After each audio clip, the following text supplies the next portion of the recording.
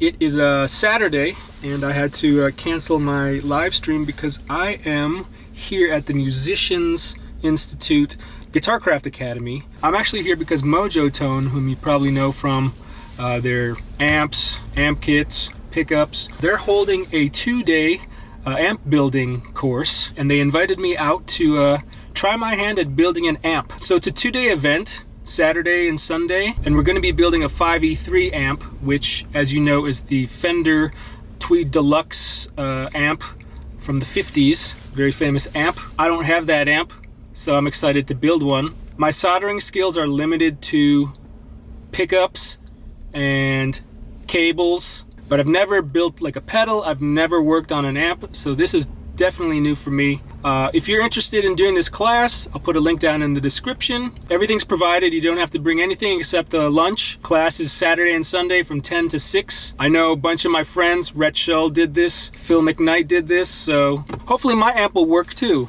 So when you get into the classroom, you choose a workstation and everything is laid out for you. There's a basic soldering iron, toolkit, amp chassis, all the components organized and labeled, and a folder with all the documentation and diagrams. The amp cabinet and speaker isn't needed till the end of the build, so they're just all in the back of the room. Our instructors were Andy and Steve from Mojotone, as well as Zach, who is the amp repair guru at Carter Vintage Guitars here in Nashville. Andy gave us an overview of what to expect that weekend, a history of the deluxe Tweed amp we were going to build. They're compact, they're built like tanks, they're simple, you can do mods to them on the fly. You can throw them out the back of the truck on I-40 and they're totally fine. And tips and best practices to get us started. But really they were there for guidance if we needed it, and to answer any questions we may have during the build, and to keep us safe and make sure we don't electrocute ourselves. So they don't walk everybody step by step at the same time. You know, everybody can work at their own pace. Basically, all the info you need to build the amp is in the documentation and the wiring diagram in the folder. They're just there to help you through it. They're not holding your hand through the whole process, which is probably the best way to do it. And Rhett had mentioned this in his video, and I totally agree, that once you get really into the build, you get into a zone where you're totally focused on what you're doing, and it's somewhat relaxing and satisfying as long as you don't stress out about it. They told us at the beginning of the class, don't feel like it's a race, don't be rushed to get through the build. You might see other classmates finishing up before you. He also stated that some of us might not finish the build in those 2 days, but they said they would be available either via email or via phone to help you finish the build at home by yourself. All in all, the experience was awesome. I didn't realize I enjoyed working with my hands like this and building and tinkering with stuff. But like I said, it's somewhat therapeutic to focus on doing one thing like this. So I'm going to stop narrating now and just show you the process and what I filmed.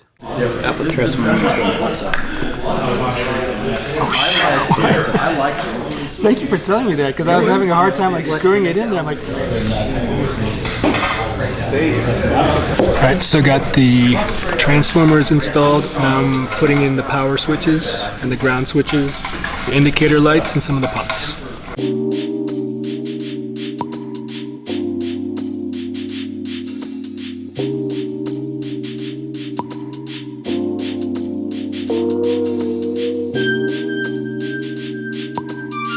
Alright, I got the transformers mounted, all the input jacks, the pots. Now I'm going to do the tube sockets, I guess.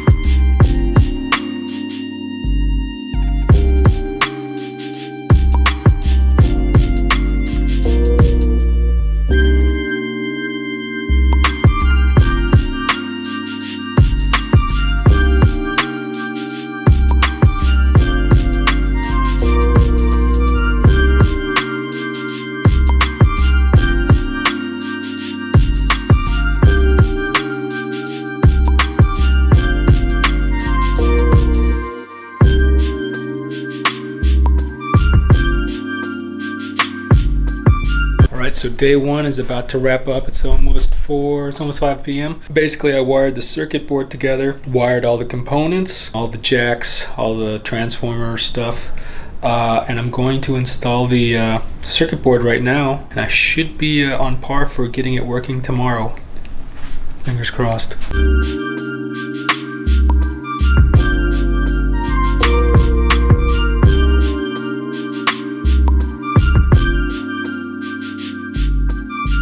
To tell you the truth, it's a lot easier than I expected. Easier in the fact that I didn't have to ask a lot of questions, and the directions and the layout poster that they give you is super easy to follow. You get into a zone. It's like a Zen type of thing, so it's kind of relaxing. I enjoyed it. So, see you tomorrow. Day 2, Sunday, 10 a.m. We're back here to finish up the build. I'm excited. I'm hoping that it works. Let's do this.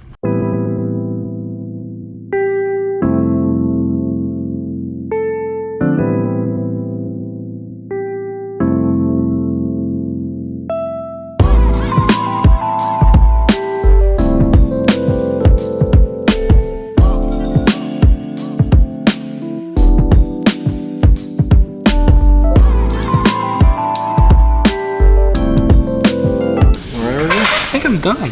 Uh-oh. Wait, let me just double check. I think I'm done.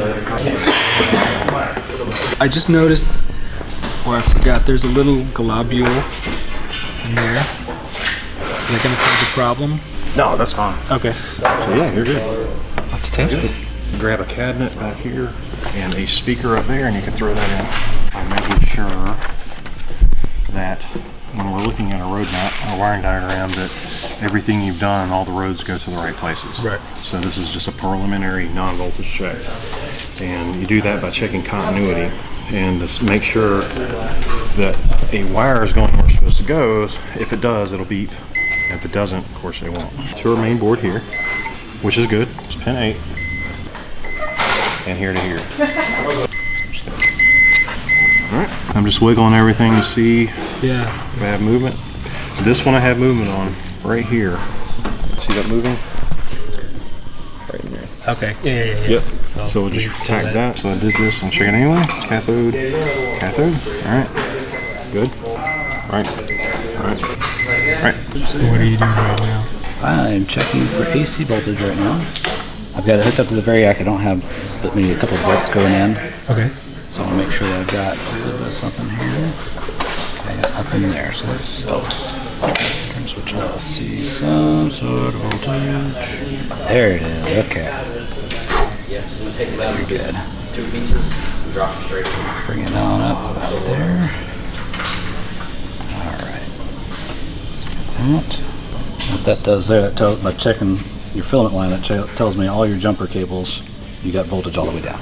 Okay. So, alright, so now, I'm going to throw in the rectifier tube. I always like to bring them up slowly so that it's not a sudden shock of voltage going to them. Right. Back on, we're going to bring up about 60 volts. Alright, rectifier is working. Now next, preamp tubes. Yes, the amp is off, but there's still 220 volts sitting on those caps. Yeah. What we're doing is we're going to watch the voltage go up. And in a minute, this should start to drift back down. That is there, that's the preamp tubes coming online. They're starting to draw some current. Oh, okay. Now that we have power tubes in, we need to have a load on the output. So I got a little speaker right there. Okay, that one. What happens when you don't have a load and you turn your amp on? Yeah, basically what you have, the tubes want to see some sort of load on the other side of that transformer, which is usually a speaker or resistor if you're testing. If you don't have it, your power will tend to build up inside the transformer and act like a giant capacitor until it finally smokes, pops. So it just overheats. Yeah, I mean, you've got a lot of voltage, a lot of current that's going, I need to do something. Yeah. How long does that typically take? If you're playing through it and just like jamming on it, whatever like that, for like several minutes, yeah, you could potentially damage it and blow it. The transformers have some flexibility. They're not going to blow instantly, but it's also not good to keep doing it. Yeah. So, preamp tubes are coming on. And you'll see it start to drop a lot more here in a minute when the power tubes start warming up. And basically what we're doing is waiting for the filaments to get up to a point where they start to function. All right, so we should have some noise. There we go. So we test our tone control. Okay, volume. Okay, that's the bright channel. Jump up to the normal channel. Same thing. Okay, so we're going to take our attenuated inputs. Go. And you got sound there. Now that we've got that, again, I'm still running about 65 volts. Okay. We're going to bring it up a little bit more and just kind of let everybody get familiar and just warm up and be happy. Cool. I believe you're good to go. Let's button this up. Yep.